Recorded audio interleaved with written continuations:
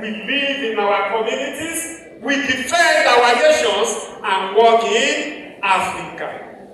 I want you to pay attention to two keywords there. Please, I want to be in control of the slide. I want you to pay attention of two keywords there. Innovation and invention. Because we are going to be talking about those two keywords today. But before I move further, I want you to close your eyes, except the chairman, who is also the chairman, BOT of Debt Fund. So I dare not control or say anything that will put him under my subject, because I want everything, to continue to receive subventions and so can we close our eyes just for 30 seconds? Close your eyes. Okay, assume or just dream. What is your dream for this university? Okay, open your eyes. Let's assume what you are seeing on the screen. That is your faculty of agriculture. That is what you are seeing here. How will you feel? Let's assume what you are having here is your faculty of art and environmental science. How will you feel? Again, the chairman has said, you must have what? Vision. You must dream big. Look at that faculty of engineering. Do you want something like that here? Yeah? I can't hear you. Do you want something like that here? Yeah? And look at your faculty of computing and mathematical science. This is a dream. Let's assume, how do we achieve this one within the next 15 years? Is that possible? Are we here at all? Yes. Is that possible? Yes. That is possible, provided we are not like this man. Who can tell me what's wrong with that man? Who can tell me what's wrong there?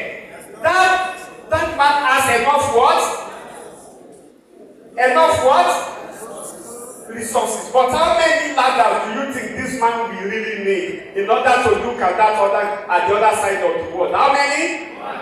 Are you sure? So I want you to take notes. It doesn't matter how many resources you have, especially our graduating students. It doesn't matter how many resources you have. If you don't know how to use them, it will never be enough. That man represents you and me. And in this lecture, I will prove it beyond this table down to you that man is what we know as our University of Science and Technology. Having enough resources, but they don't know how to use them. So today's lecture is more or less a wake-up call. A wake-up call that is going to transform the man from that man you are seeing on the left side of the screen to what you are seeing on the right-hand side of the screen. So today's lecture is going to achieve three things. Number one, positioning Nigerian universities of technology as incubators of inclusive innovation. That's my dream today, and that's part of what we are going to achieve together. Number two, how are we going to embed emerging technologies in curriculum across all levels in our various universities of technology? And number three, bridging the gap between research and marketable solution. We are going to look at that. And my prayer today is that may this lecture stir the heart of policymakers, energize the minds of our graduate students here and administrators, and rekindle the fire within every Nigerian who still dares to dream of a better nation through technology. With this, I start this lecture by asking, where is that organization that we call NITEC? Where are those typists? NITEC is not only as a result of man, it's a more or less a function of technology. This is in Nigeria. You say this can only happen in Nigeria. But let me ask us again, Where is Kodak? Where is Kodak? Kodak brought out photography from studio to our living rooms. In 1998, Kodak had over 170,000 employees nationwide and was the fourth most valuable brand around the world. And they controlled 90% of the market. But in 2012, Kodak filed for bankruptcy. Why?